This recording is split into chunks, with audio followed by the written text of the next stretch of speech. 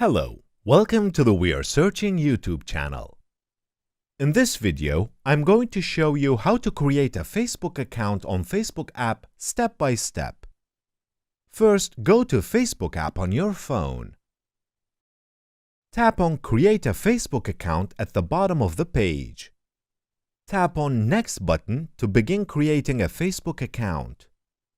First of all, you decide to the name and surname you will use on Facebook. Then tap on Next button to continue. After that, you write your birthday date. Then tap on Next button again. Here you choose your gender from the options that appear in front of you. After that, you write your phone number to continue. Then tap on the Next button again. Here's the very important part. You decide your password for your Facebook account here. After that, your account is created.